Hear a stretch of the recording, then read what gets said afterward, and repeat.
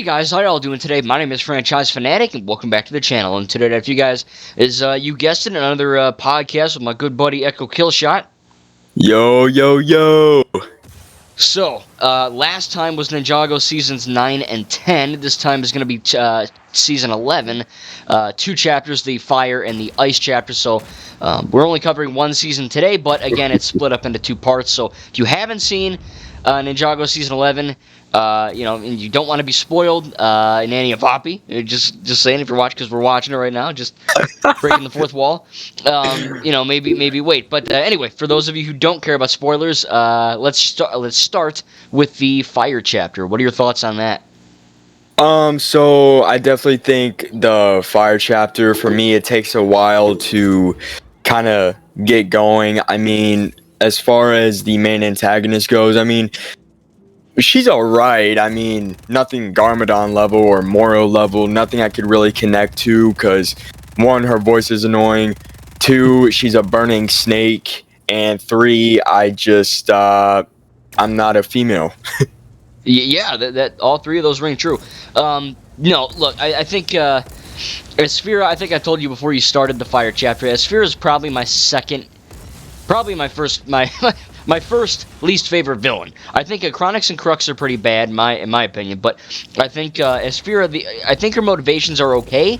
I think it's interesting to see Wu kind of fail more, which we'll get into, but I think it's nice that, it's not just, oh, I'm evil because I'm evil. Like, she has a reason why she's kind of a corrupted snake, but at the same time, all she does is kind of spout, revenge, revenge! It gets old after a while, and I don't know. That's really only my negative. She just always shouts revenge. I just, figure that to testament that to poor writing for the Fire chapter, which is not horrible writing. It's not like the worst thing ever. I think the Fire chapter's writing is up there with season 7 Hands of Time, or like Day of the Departed or something. But overall, I think Asphira is okay. Nothing too good, nothing, downright trash, but I mean, I don't know. She's okay. But in terms of, the other aspects of the Fire chapter, this is obviously, coming after March of the Oni with a new animation style, with Wild Brain taking over from Will Film. So, I mean, right off the bat, you can tell that they're doing, like, the anime style. I think when the ninja are in, like, the tub, Wu was like, it's not a hot tub or something, and you see, like, the red anime lines across the screen. They do stuff like that. I think the animation is more smooth in terms of the fighting, but what did you think on the animation? I thought the animation was spectacular, to be honest. I mean, I love the, I mean, we've had this kind of thing since Season 8, but it's, been kind of updated along with the title change because, as you guys know, it's not Masters of Spinjitzu, it's now just Lego Ninjago or Ninjago. Which, I mean, at first it kind of bugged me because, I mean, the Masters of Spinjitzu was, really nostalgic for me, but I've been getting used to the title being popped up in my face every single episode, so I mean, yeah, not too bad. That is true. I think, though, one of the best, I think, carryovers, or not carryovers, but just new stuff in general for the animation would have to go to the fight scenes. Like that first episode where Wu's just pissed at him because they're in the hot tub and Cole's drinking that gamer hat or whatever, the like pop hat thing. I think that animation, for the fight scene where Wu's kind of, testing them with the chicken and all that, and he says, fail, all those times. I think that's really, really good animation. Now, some, like, when they run down the street in Ninjago City, it looks kind of wonky because they all have the same run style, but during the actual fight scenes, the choreography is better. Because if you look back to Season 1, which I'm currently watching with Nanny and Poppy, and they love it. I mean, I love it. It's great. But it's really funny to see how, like, the first few episodes, or the first season, I should say, it's not bad fights. A lot of them are slowed down to be more cinematic, and that's what's really cool about Season 1. But then you get to this season, and it's just fast, and it's like John Wick level Lego people going at it. It's pretty crazy. Mm-hmm.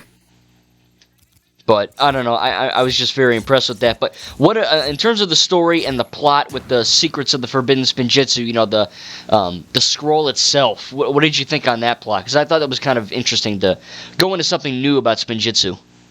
Yeah, I thought it was very interesting too, especially when they brought in the fact that it was made by, of course, the first Spinjitzu master. And I like that it can corrupt you.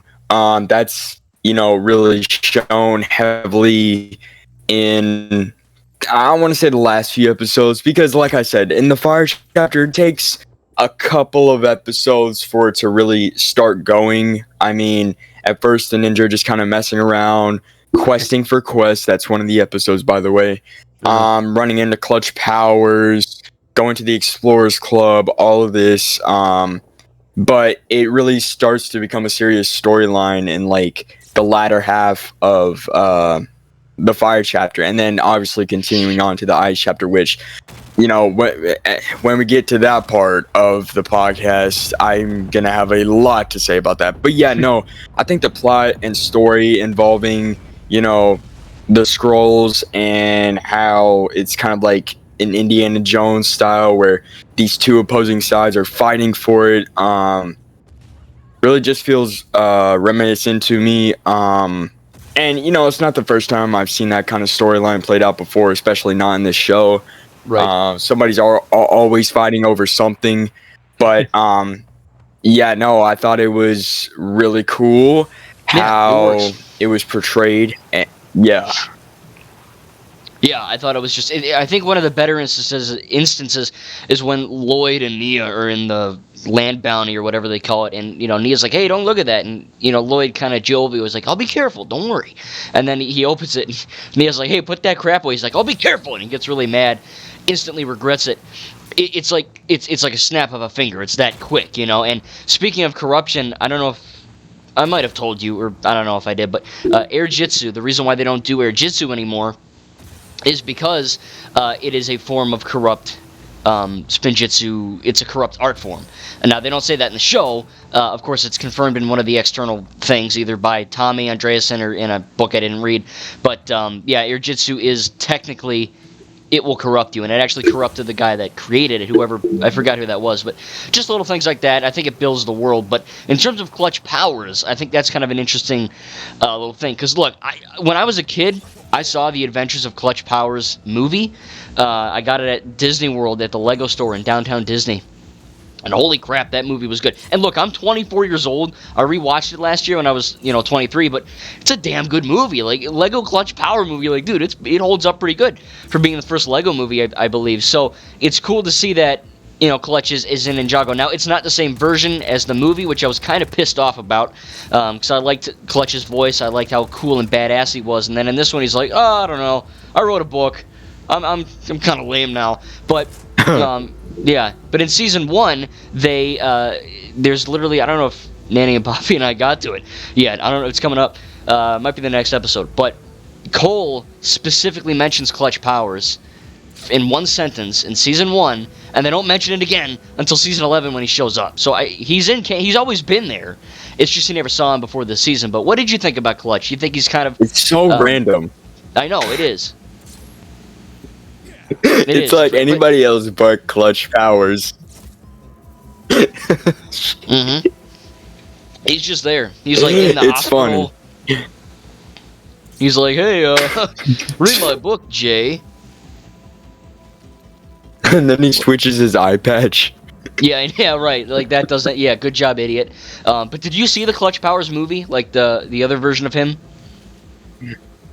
Yes, and I remember specifically the commercials that would play before the movie, like just literally trying everything they can to advertise like the space patrol Lego sets, Lego City Lego sets, and if anything, I remember that more than the movie. But no, I think the opening scene is really cool.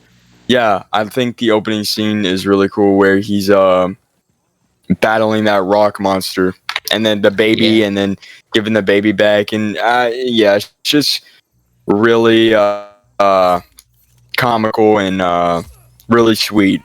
Yeah, he's like, a baby? Well, this changes everything. And then he's just in a sports car getting all the babes. It's quite a movie, quite an experience, I should say. But yeah, I think he's not as good as his own movie in the show, which, as again, they're not canon. But it's something cool to see, I guess. But what are your biggest negatives of the Fire chapter, and then your biggest strengths, I guess, and then we'll move on to Ice. Yeah, so here we go. I'm gonna have to pull out my notes for this, guys. Mhm. I think Your fat stack of I think notes. one of the I think the plot armor is crazy. I think that's one of the negatives for me. One example, this is in the fire chapter, by the way, is when they escape the lava in the Ninja versus Lava episode, and they're stuck on the pyramid. They're saying their final goodbyes. They're saying Grow, grow, goo, Jay's thing, yeah, grow, grow, goo, goo, Yeah. and I then said that boom! today Oh in my college. God, Pixel comes out of nowhere. Oh my gosh, we're saved! Like Yeah. it's just really tedious because it's been done before, and it's like it's just like for me, it just makes it a whole bigger downgrade because it's like, oh my gosh, there was But really never Echo, no stakes. they went to the temple. Exactly, but Yeah. like I mean, somebody's got to say, look, I don't care if Pixel came, okay. I don't care if Pixel came, okay? She can come in her helicopter all she wants, okay? Yeah. But there has to be a price. Not everybody gets to go happily ever after, okay? I wanted someone Yeah. to sacrifice themselves. I I want mean, death. I don't necessarily want death, but I just want there to be emotional stakes, you know? I mean, Mhm.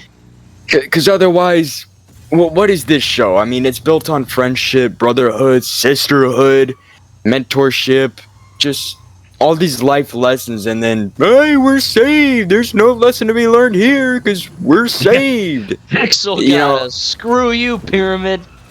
yeah, exactly. Yeah. Screw Now, to you, be frank, Sierra. yeah. Well, to be quite honest, I guess that scene takes place quite early on in Fire chapters, so I don't think it'd be maybe quite right to have like a giant emotional beat in episode 5. But I get what you're saying. I totally do. That's definitely something. I wouldn't quite call it a big negative. I think that'd be more of like a minor nitpick, but it's still something to be recognized. But are there any other negatives of Fire chapter? Well, Or is I'm it gonna just go that one back to back scene? from positives to negatives. So, most of it is that just one scene, but let me list out a couple more things. So, these are gonna be really quick. So I feel like some episodes are longer than 11 minutes and some feel shorter, which that's not necessarily a bad thing, but it kind of messes up the pacing for me, I guess, which I think overall, especially in the Ice chapter, the story really connects, which we'll talk about later. And also, I just gotta say, I think there was a lot of amazing voice acting from Woo's voice actor. Like when Zane sacrifices himself, which by the way, Zane is always sacrificing himself, man. Oh, I know, and it's that like every fight season. at the end, is crazy. Oh, when they're all getting the scroll? When Woo's Yes, I know Wu is too good to let the thing corrupt him because he's Master Wu, but he was scaring me a little bit. I mean, seeing his eyes glow up, like, I don't know, man. But I mean, hey, if the ninjas can take out Master Wu with the scroll, why can't they take out a bunch of old explorer dudes? Just beat everyone up in the club.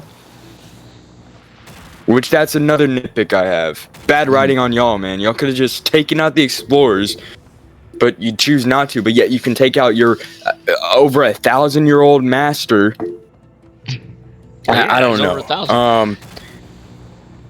I mean, yeah, but he's still like kind of OP, and we're just talking about old explorer dudes. But yeah, I mean, I just think there's small nitpicks here and there. And Wu is always the cause of a villain. He is literally how many times has he caused a villain arc or just it's just so kind of would you rather I mean have he's that? been a Would you rather have that, or would you rather have the stereotypical like old mentor and he's perfect and he just teaches him and then he dies in 20, you know what I mean, like Vitruvius in the Lego movie or any other mentor? At least Wu is a complex three-dimensional character, you got to give him that. Yeah, he's not a Mary Sue, and I think it definitely shows that in the season. I mean, recently he has not gotten enough screen time in like the past 5 seasons. You know, No, I I mean say he was past 5, but he was in in 9. Hunted Yeah, a he lot. was in 9. So yeah, but I just I want to see more of Wu because I feel like, you know, the more seasons I watch, the more episodes he's really starting to decline for me as a character. Mhm. Just because, I mean, I just want there to be one season where the villain is not connected to him. Right. But once again, the acting was really good here, so it made me care for him. Thank God. But yeah, I mean, just it's all right. If I were to give it a rating, let's see if I actually went over everything I wanted to here. Fight choreography is amazing. Yeah. And yeah, so if I were to give, wait, I want to hear what you have to say about this first. What would you give the fire chapter? 1 out of 10. Ooh, I don't know. I feel to wrap up, I feel like it's good. Overall, like it's watchable, but it really doesn't do anything that new. You know, like the villain is okay, the plot's okay, the writing's okay, everything's kind of okay. You know, nothing's great, nothing's bad.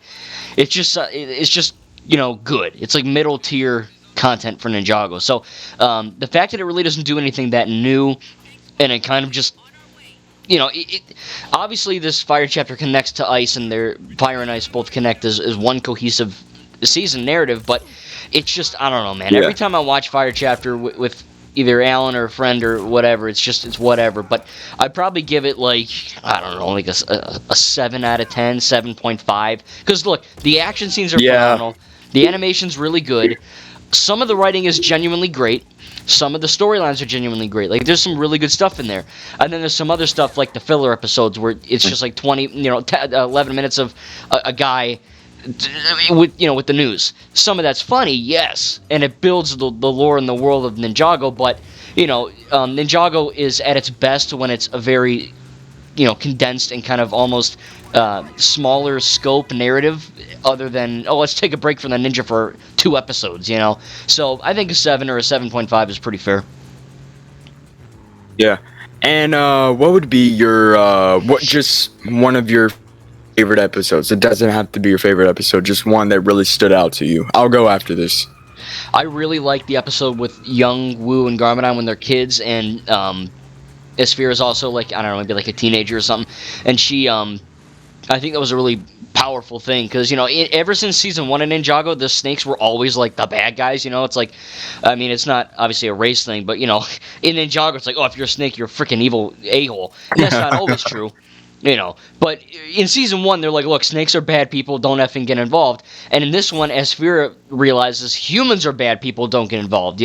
So it's cool that happened, and it gave Wu some dimensions, even as a 10-year-old, 11-year-old, whatever. I think that was cool. And then, of course, the last episode where the big awesome squirrel fight scene, I think it was really, really cool. Yeah. So, if I were to give this season 1 out of 10, I'd have to agree with you on that. It is a 7.5 for me. Not the lowest I ever gave a Ninjago season. I think I gave like one of them a 6.5 or something like that. Yeah. Maybe I'm too generous. Maybe I'm not. I don't know. And one episode that stood out to me was The News Never Sleeps. Antonia. Yeah, Antonia. The other dude, I forgot. Man, Lil Nelson. I say this episode. Yeah, Lil Nelson. Nah, it's an episode that does a lot and connects to the story, but it doesn't involve the ninja or nobody until like the very end. I think it just shows that normal people can help just as much as these heroes that stand above us can. Yeah. It's So a good yeah, one. I thought that showed a really good message. I mean, he's a bike boy, and he's over here relaying messages to Master Wu with a hot Antonia girl to help the ninja so that Pixel can come in and give them plot armor. Yeah, it's perfect. One last thing I wanted to mention, because this carries over into the Ice chapter, is Kai losing his powers and how that affects him as a character. I thought that was really cool. That's all I got to say on it. I think it was cool, but that bleeds over into the Ice chapter. But if you're ready, we can move on to that, if you want to. Yeah, my final thoughts on the Fire chapter. It's all right, watchable. If I were to sum it up in 3 words, is would have to be so much clut armor. That's 4 words, but whatever. I'll give it to you. Yeah. I would have said Antonia, but whatever. It's all good. All right, so Ice chapter, you go first, because I know you got a lot to say. So let's hear it. More, my boy. This is where I took so many notes on. So here we go. You know what's funny, really quick? You say you took a lot of notes. I guarantee you took more notes on Ninjago Season 11, the Ice chapter, than you did in school in, like, the past year. That's probably true. Like, you know what I mean? Like, when you actually like something a lot, you get involved in it. But I don't know. Just funny. I'm going to be a teacher one day, probably, so I just... Yeah, I thought you wanted to be a voice actor, man. Yeah, I do. It's a whole thing. I'm trying. Yeah. I got a few roles, but yeah, you got a few roles. I did. I went on Discord and I just went to Ninjago and I was like, "Hey, watch this video," and they're like, "Oh my god, that's amazing!" And I got like 5 roles in 10 minutes. Yeah. So I love the way this season starts out. The ninja. Not battling. That was in the last episode of the last chapter. What am I talking about? Together. What are you doing?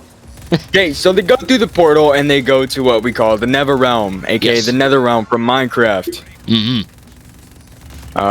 Completely opposite things, but they sound alike. So, right away they're just thrown into this new environment and they don't really know what to do, and I just think that's already off the start really great world building. What about you? Echo, tell everyone why they're there. Why are they in the Nether Realm? What happened to Zane? Zane, like I said, stupid and sacrificed himself, and he got shot by Asphira's blaster scepter thingy. Yeah. And yeah, now he's we'll talk about that later. Yes. What about you? Oh man, I mean, it's good. I mean, it's definitely. I feel like Fire Chapter, the writers were like, "Oh, what do we do? Is this good? I don't know. Turn it in." In the Ice Chapter, I felt like they either got new I don't think they got new writers, but they either like took writing classes or they just like grew an extra brainstem, because it's infinitely superior to the Fire Chapter in essentially every way. The animation's better, the writing is a lot better. They have a new animation style with like the anime Simpson-looking people. Yellow skin looks a little wonky when it's not Lego for like 5 seconds, but you get used to it. General Vex is a cool character. I think General Vex is kind of like Klaus, and then Master Chen would be obviously the Ice Emperor, but I think it's, like you said, really good world building, because you don't know where Zane went, you don't know what's going on, and then finally toward the end you get all the pieces, and it's kind of like watching like a mystery movie, or like reading a mystery book or something. You're piecing the pieces together. It's like a Lego set, and by the time you get there, it's one cohesive story, and I think that's really cool. Kai uses his powers. Nia learns something. I mean, there's so much to go over, but what are some of the points you had to bring up? First of all, the score, definitely reminiscent of The Hobbit, Lord of the Rings, given that something like that. That chorus in the back, it makes the environment and setting and the characters in it feel haunting, and it feels like the score or the background music, it never stops. Like there's never silence. And I'm even paying more attention to the background music than the actual dialogue between the characters. It's kind of crazy. And another thing, let me list out my points, because this one is really crucial. Okay. Here we go. There's a lot of no shit moments, and I don't think I like that. Yeah. For example, okay, you got this girl Nia, right? Okay, the group comes across all these frozen people, who we find out later why they're frozen in future episodes. So she goes up to the ice block that the person is in, and she puts her ear up to it, right? And she's like, "There's a heartbeat." Yeah. And remember that this person is in ice, okay? Just a giant ice cube. So she's like, "They're frozen." And then that's where we say, "No shit." Okay? I mean, Nia's kind of dumb. Let's give her that. But I mean, she gets an excuse. Is that actually in the like? Is that like beat for beat what they say? Because I Yes. don't remember. They literally say they're Yes. frozen. See, look, they do what we call the Dora Explorer effect, where they act dumb, and then us are like, "No shit." Like, here's the thing. Don't stretch out your dialogue by saying, "Oh, they must be doing it," because we can see it, and you can see it too. If you want to make it relatable, don't say crap like that, man. Yeah. Like, no shit. Like, it's like, it's simple. But yeah, no, I mean, look, you could call it a nitpick. I'm just saying, like, it's it's tedious. Yeah. It's tedious. Just like the plot armor thing. Yeah, I think it's cool because, like, those people are frozen and they're alive. They're kind of like hibernating, I guess. So, like, the Winter Soldier and cryo sleep. And then you get Kai just wrecking Boreal, the ice dragon or whatever. He's dead. And then you get when, like, the Ice Warriors, you know, like, there's a really good fight scene where Lloyd is like trying not to make a avalanche, and like these ice guys come out. It's late at night. He's with Red the wolf. You know, it's dark and brooding, and it's just like a really brutal fight because like the first thing Lloyd does is just kick an ice guy in the balls, and he like smashes it in the wall, and instead of just like falling down, the guy like effing explodes, and like, is there proof that they come back? You know, like once they blow up, there's like nothing to reattach. Like it's just water now. Like they're dead. It's pretty crazy. So I think that was cool, but I understand. And then you mentioned something about Crag getting into it, getting into the bounty, right? Like he just like magically appears. Oh yeah. You mentioned this off screen, off the thing. Is it Crag or Craig? Crag or Craig? I think it's Crag. Let me Google. You keep talking. I'm gonna Google. Okay, so as I was saying, yes, this Crag thing. So pretty much, they come across this Yeti. Really, really emotional story. And so, to sum it up short, they go with him. Craig goes with the group on a journey, and he can't fit in the bounty because he's a freaking Yeti. And the door not only is not all the way open, but the next clip he's magically in there. Huh.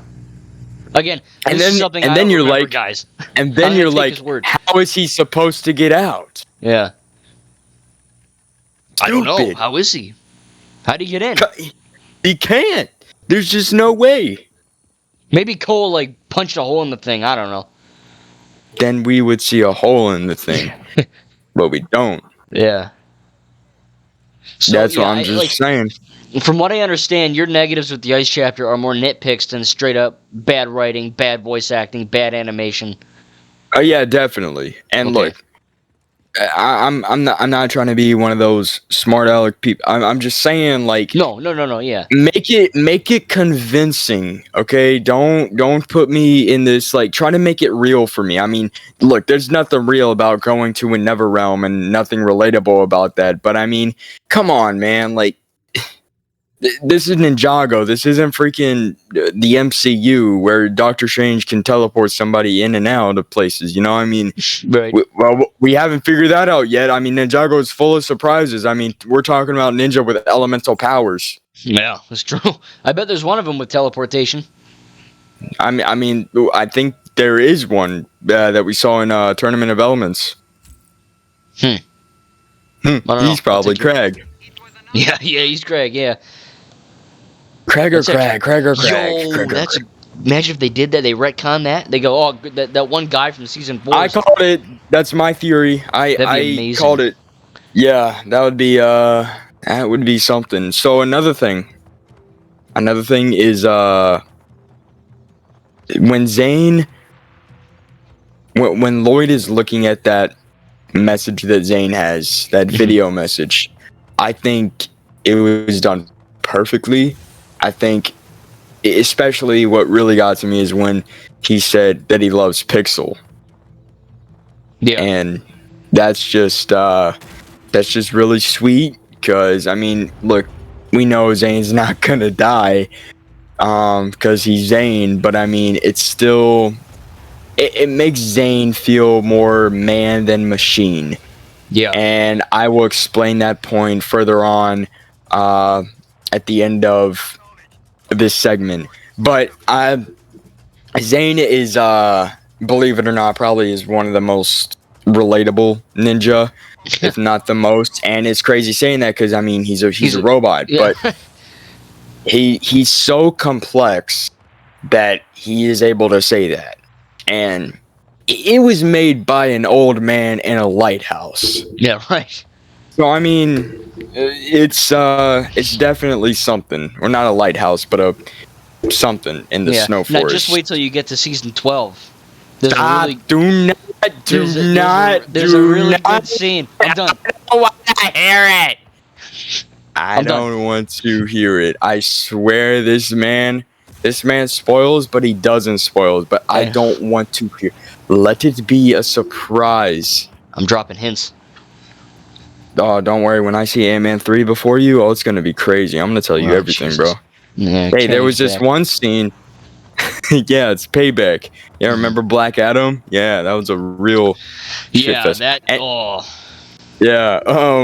I think that's Sorla, the tribal chief woman person. I think she's a Master Wu man, if you know what I'm saying. She's the woman version of Master Wu. She's over here mentoring the ninja, specifically Kai and Nia, the siblings. Cause to be quite frank with you, they're potheads. They are. Kai and Nia are so much alike. It's kind of hard to tell the difference. I think Sorla's a great mentor though. Then she gets frozen. And then she gets frozen, and then I kind of laughed my ass off because I'm like, yay! You dummy.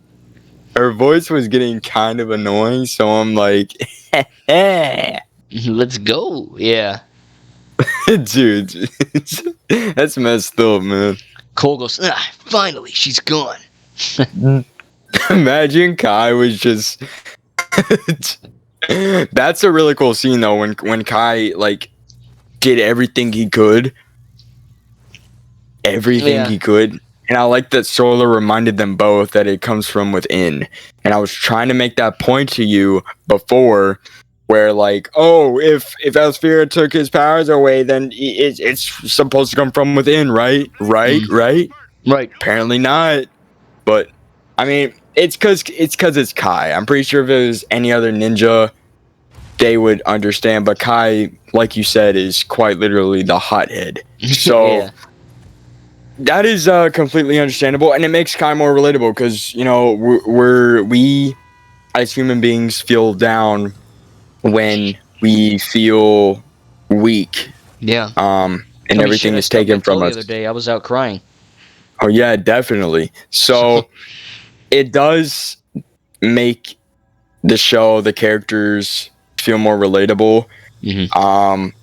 And I'm really grateful for that they, you know, took that writing and all those scenes seriously. Yeah.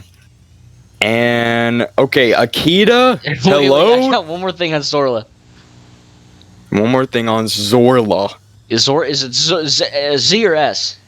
I put Zorla. I like Zorla better. Okay, let's say Zorla. I like when she's like, "Hey Nia, you fucking idiot. Ice is water." Dude, Nia is stupid. She's like, "Oh yeah." Okay, no, look, it's a good arc. It's good. I just find it funny. Anyway, next topic. Dude, she's over here programming the bounty, and ice is water. Water is ice. Like, okay, my God. So yeah, now we're talking about the shape shifting, manipulating liar piece of Friar. tool. Yeah. And that is Akita. Akita. Yeah, pretty cool. So Akita is Red, aka the wolf that saves Lloyd's ass time and time again. And I don't know if Lloyd is a furry, but I mean, I don't blame Shit, him. I am now. Okay, bro. Okay. I'm joking. Comment section. I'm joking. Okay, why don't you take this next segment about Akita, since you're so Yeah, I'm getting all revved up. about her. Yeah. Okay, bro. So, yeah, she's cool. She's trying to assassinate Zane, aka the Ice Emperor. You're just gonna spill it out like that? You're not even Yeah. gonna be like, guess who the Ice Emperor is? No, they've seen it. Come on, Annie and Poppy. If you're watching this, you're screwing yourselves. You're gonna watch it eventually. But anyway, yeah, Akita's pretty ticked off because in Anime Land, her brother and her whole village got essentially destroyed and wiped out. And it's very powerful stuff. It's good voice acting, it's good motivations, good writing, all that. And she, literally, like, I think the I guess coinciding message, not message, but I guess theme of Fire and Ice chapter is revenge, because Sphera wants revenge on Wu for multiple reasons, and Akita wants revenge on Ice Emperor for various reasons. And I like how Sphera's like, I'm just gonna send Wu to the Netherrealm and make him suffer. Akita's like, F that, I'm gonna stab him with a knife. And it's just, I don't know, like, it always, just seeing like these Lego characters carry like knives that actually look sharp and like deadly. They're not like plastic. Because Ninjago's a Lego show, but they don't adhere to Lego rules. Like, in the Garmadon comic I mentioned in the last one, there's blood on one of the bears. So they say blood in the show. They if they break their arm off, they can't just attach it like the Lego Ninjago movie. So there are stakes. They act like human people. And the fact that she's like, I'm just gonna kill him with this knife, it has this more intense, guttural reaction, I guess, than just, I'm gonna banish him. So it's quite cool to see Akita do that, and she does kind of learn her mistakes, obviously, but yeah, I think she's cool. I think she's kind of stubborn. I think her with Lloyd is better than Harumi. If Harumi wasn't like a mass murdering evil person, I think she would work for Lloyd, but like, dude, Harumi effed Lloyd up so bad in the head, like, so bad. And Akita's just like, hey, I'm gonna sleep in your ship as a wolf. And he gets so defensive, because he's scared to be betrayed again, by a girl. And I think that's good writing. He's almost, Lloyd's a good person, and when something doesn't go his way, he takes that very seriously. But no, I think Akita's cool. I mean, to sum that up. What about the animation style and her brother? Yeah. I think it's good. I think look, when I first saw it, it was kind of like, what the fuck, what the heck am I watching? Because again, it looks like The Simpsons, but Ninja, and that's not a bad thing. It was just kind of wonky because I've been watching Lego People for 10 seasons, plus the Fire chapter. So going into the Ice chapter, and they're kind of, well, I don't remember if there was an episode with. No, that's coming up. I don't want to say it. But yeah, I think that animation style works for what she was trying to do. I think it could have come off as very silly and kind of like, oh, this is cheesy and dumb looking, but it didn't. For me, at least. It came off as they're telling a serious story with different animation, and that animation, it's not as good as a professional anime studio specifically doing anime, but it's good enough for what they're trying to do, and it works, I think. Yeah. I think Vex has a decent backstory. Because he was a changeling, right? Or formling? Yeah. We don't know what he was, like what kind of animal he was. He was definitely an animal. That's for sure. But I like his journey, and also the time works differently, because when he says decades, that's kind of like, Jesus, like, yeah, we're talking about like galaxies away from us, right? Yeah, so it's just kind of like a lot to take in for us as the audience, and then these characters too. And No, I think Vex has a really decent backstory. Obviously, he's manipulative and want to be Nauticon, but I think he's a decent side villain. I mean, he's frozen now, or he's banished now. So he's gonna go get eaten by a couple of cannibals, I bet. A couple ocelots are gonna get him when he's sleeping. Yeah, but no, I think he's cool, mischievous little guy. Vex. Because he's the guy that he tricks Zane, right, into believing that. Because Zane wakes up in the Netherrealm with like amnesia or something. He's like, "Who the heck are you? What's going on?" And Vex takes advantage of his, I don't want to say mental state, his empty mind, essentially. Well, that's after. So he didn't wake up forgetting things. He was trying to repower the mech, and Vex was following him, and the computer said, "Don't unplug." Oh, that's right. Wow. Yeah, so Vex does that, and then boom, memory loss. But yeah, no, I think Vex is whatever, man. Vex is cool, I guess. He's a tricky bastard. Tricky bastard. But what else was I gonna say? Oh yeah, here we go. So yes, back to Zane being more of a man than machine. Being more man than machine. Yeah. So I feel like Zane, when Lloyd is trying to get to him, and it kind of reminds me of Luke trying to get to Vader, trying to get to Anakin. That reminded me so much of this, and obviously they're not father and son, but they're brothers, they're best friends. You bring this movie up every podcast. I know, but am I wrong? Like, there's so many, like, it's just so much like Star Wars. It's kind of weird. And by the way, you know what? No, I'll talk about it when I get to that. But yeah, no, I feel like, the fact that Zane being under that manipulation, but still kind of being like questioning himself, always proves that he's more man than machine. Yeah. I mean, we already knew that, but it just makes Zane very more full of life. Because I mean, I'm pretty sure you freaked out when you found out he was a freaking robot, right? Yeah. Oh yeah. Yeah. So did I. I think that's probably like the third biggest twist in Ninjago yet. But I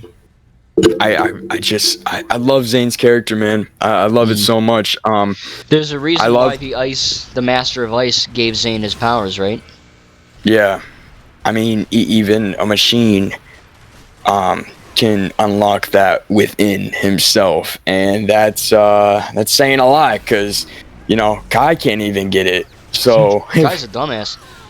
Kai really, he's something. He doesn't know how to comb his hair right. That's for sure. But yeah, to close out this chapter, this season, this 30 episode saga, I thought it was amazing, man. An amazing journey. Just 30 freaking episodes. That's kind of crazy. Longest amount of episodes I've ever watched in a season in general. So yeah, I thought this season was amazing from beginning to end. Obviously, it took a while for it to pick up, especially in the fire chapter. But overall, it did lead to an amazing ending. And it sucks that we never get to see those characters again. Zorla, Akita, Kataru. All those characters, because I asked you this, and apparently we're never seeing them again. So, because who would want to go back to the Netherrealm? Right? Yeah, they don't want to go back. Lloyd's like, Akita kissed me. I won't go back. Oh yeah. Screw it. But hey, we got 2023, right? We got the people who made the Garmadon comics have confirmed they are making more Ninjago comics, so you never know. Yeah. Especially when I finish this, and we're going to be able to watch them together week by week. It's going to be exciting. As two faithful I wouldn't call myself a faithful Ninjago fan yet, but I mean, because I can't be consistent. But I'm gonna start being consistent. For real, for real. So final score on the Ice chapter. I have a topic that isn't even related to Ninjago. We can briefly talk about, but final score on Ice chapter. Yeah, no. To close up the Ice chapter, an amazing ending to an amazing saga. One of my favorites for sure. So many character arcs, all this, all that. So I think I'm gonna give the Ice chapter. I know I'm gonna give the Ice chapter in Ninjago Season 11, Secrets of the Forbidden Spinjitzu, a 9.5 out of 10. So I don't really have an episode that stood out to me the most, or that, because I mean they're kind of all pretty good. But if I were to pick one, I'd have to say those final 3 episodes, that big conclusion. So with the Fire chapter being a 7.5 out of 10 for me, and the Ice chapter being a 9.5 out of 10 for me, that gives my overall score of Secrets of the Forbidden Spinjitzu Ninjago Season 11 an 8.5 out of 10. Woo! Pretty good. I give Ice chapter 9.5 as well. I think it's just shy of a amazing season. I mean, it is amazing, but and then combining Fire and Ice, I don't know. I'd probably give it an 8. 8.5. Okay. As a total, yeah. But maybe I'm being too generous. I don't know. But yeah, amazing season. And trust me, dude, Prime Empire is going to be even better. Which, by the way, guys, if Echo watches Prime Empire, which is a lot shorter than Secrets, we will have a Season 12 podcast soon. Do you want to do Season 12 and 13 in one? Or do you want to just do 12? Because both Seasons 12 and 13 are roughly 16 episodes each. I think these last few podcasts, I think we want to, do one each? Yeah, one each from now on. Because I don't have that many left if you think about it. Yeah, that's true. All right, that's fine. So my last topic I wanted to talk about, God, I just want to binge Ninjago, like, screw it, bang, I got homework, is Hogwarts Legacy. Now, that's coming out next month already. Now, we've got SpongeBob Cosmic Shake coming out the end of January. We've got Dead Island 2, which I saw some gameplay, just like raw gameplay with the HUD and everything. It looks kind of bad. I don't know. I'll have to see. Still looking forward to it. But Hogwarts Legacy, it's definitely been a controversial game. I know the woke media hates it for some reasons. I know that a lot of people are against it, and a lot of people are for it. I, of course, am for it. I love the Harry Potter movies. I love the Lego Harry Potter games. I really do enjoy Fantastic Beasts, and it's kind of a bummer they're not making any more as of right now. But this game looks like the ultimate... I mean, Lego Star Wars The Skywalker Saga is basically the ultimate Star Wars game, like, period, so far, even though it's a Lego game. And this looks like it's going to be the ultimate Harry Potter game. I mean, it looks incredible. I mean, the open world, the graphics, the character customizer, the story, the fact you can be good and bad. I mean, it really looks like a authentic Harry Potter experience. What are your thoughts on it? Because I know you're excited about it. Yeah. If you guys didn't go see my recent short on YouTube, pretty much it was me, taking you on my journey to go pre-order not the standard edition, but the deluxe edition of Hogwarts Legacy for the Xbox Series X. Maybe in the future, or maybe now, people are gonna be like, "Oh, that's so stupid. You could have pre-ordered like, a Jedi Survivor or something like that." But look, just a Harry Potter game in general. I mean, you got nothing to lose. I mean, I'm gonna take a chance on it. I mean, I took a chance on Skywalker Saga and I freaking loved it. I just got a good feeling about this game. I think it was nominated for most anticipated game at the Game Awards. Wow. So that definitely says something, that people are genuinely really hyped for this game. And also, just why did I get the deluxe edition? Because I wanted the dark arts stuff. Well, what else can I say about that? Makes sense. But yeah, no, definitely, I don't know where my expectations are for this game. I just, from what I've seen in the gameplay, they pretty much covered everything. I can't really think of anything else I want. But you can bet your booty you're gonna see videos of me destroying Franchise Finag's butt. I'm literally going to Avada Kedavra him until he rage quits. Yeah, I don't doubt you. I'm probably gonna rage quit before you even sign on. I'll be so mad. I just know it's gonna happen. Yeah, and he's also probably gonna make his custom character freaking look like Nia or something. I don't know. Yeah. Now I'm gonna make him look like me, a short, balding 24-year-old. Yeah. Do you know when the game takes place? That's my question for you. I know it's not during Fantastic Beasts or Harry Potter time. I believe it's in the 1800s, correct? Like this game. I see. I don't know if this game is canon to the movies or to the books or both. I'm not sure. They didn't really do a good job of saying that. But I do know it's before everything else, and I want to say the 1800s. 1890s. So literally 100 years prior to the events of Harry Potter. Wow. Now, is this game canon to the movies or books, or is it not canon to the things? I would assume so. I don't really see anything they could do to effects that would, mess up the timeline. Right. But I mean, I wouldn't mind. I mean, shoot, I want my character to be canon in the Harry Potter universe. Shoot. I know, right? That would definitely be something. So yeah, I mean, I think it's safe to assume that yes, it is canon. I mean, we're gonna be able to tell just based off of, Easter eggs or just the characters, the missions maybe, Yeah. and the world building too. But I mean, if you're a Harry Potter fan, it should be pretty easy to tell whether this is canon or not. First thing I'm gonna do is blow up Hagrid's hut. Yes, we were Bombard kind of having a funny discussion. No, you use Reducto. Well, that's right. Bro, I use Avada Kedavra. this guy's gonna fail spells class. That's for sure. I'm gonna fail my owls. Yeah, he's going to Punch Dolores Umbridge in the face, in the throat. Yeah. See, I'm not gonna fail my spells class. Mhm. I'm probably gonna fail my potions class. I hope it's a lot like Bully. Have you ever played that game? No, I haven't. I mean, I know about it, but Well, you can actually go into the classrooms and do the classes. I'm pretty positive they're gonna let us do that. So that's definitely fun. And when you do start this game, you're gonna be starting in your 5th year.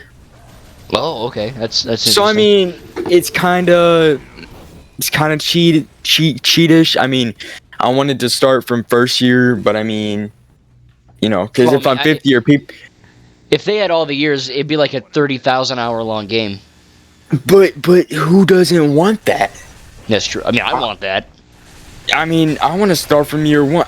Okay, fine. If you're gonna start me in the 5th year, then I'm gonna go do everything. Okay, I'm gonna freaking go find the Basilisk in the Chamber of Secrets. Okay. Just set that loose in the school.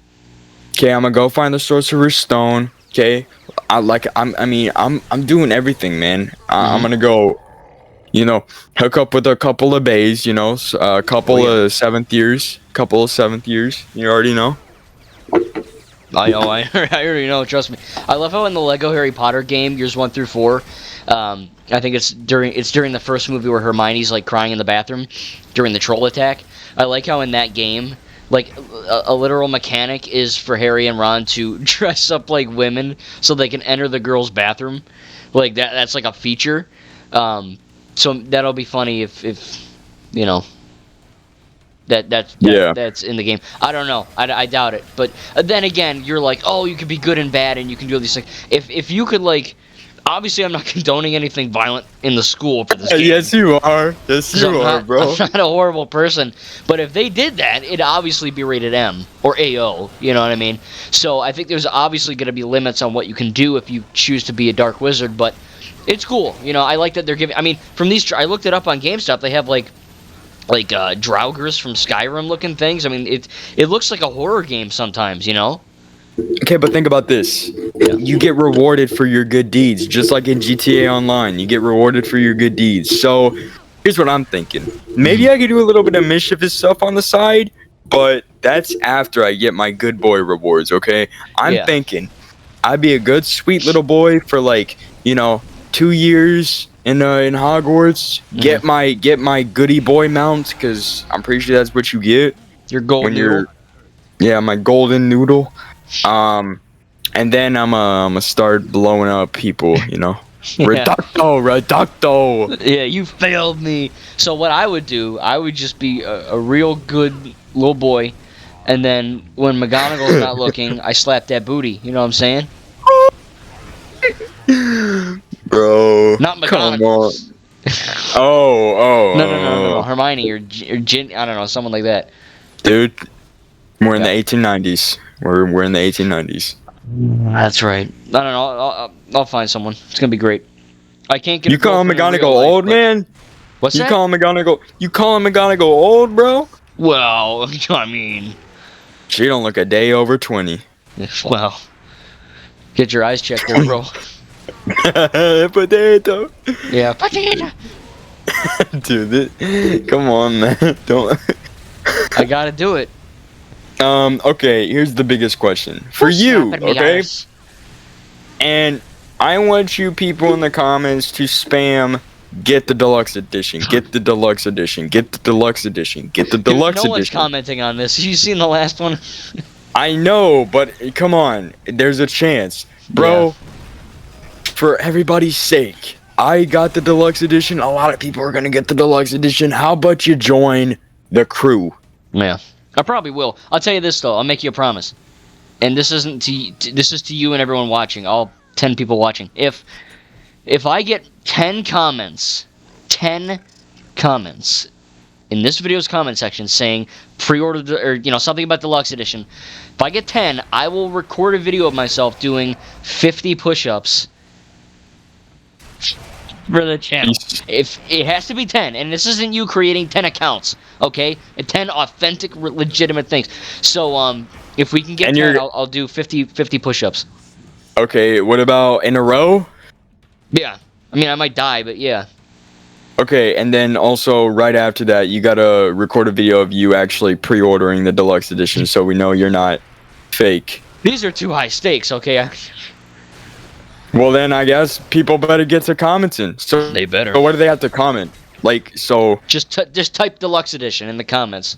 Deluxe That's edition? Okay. Yeah. Okay. Guys, come on. I want to see this man suffer. I know if this actually happens, I'm gonna be so mad at myself. Anyway, I think that rounds anything out. else? We're clocking in about an hour, so I gotta film an hour of gameplay. But hey, we covered Ninjago Fire Chapter, Ice Chapter, and a little bit of Hogwarts Legacy. As always, man, it's been a great freaking podcast. Cannot wait to talk about Prime Empire. And since Prime Empire is a little bit shorter than 11, I think we'll cover not only Prime Empire, but another topic as well, which we'll think about. But we'll have 2 topics next time. But hope you guys enjoyed. Make sure to like the video. Again, comment down below. Whatever you want to comment on Ninjago or Hogwarts Legacy, as well as Deluxe Edition. We'll see if I get 10. And, yeah, I had a lot of fun. Yeah, me too, bro. So, yeah, can't wait to do the next one. Just let me know when we're doing it for Season 12. And can't wait to do it. We'll see you guys in the next video. Peace.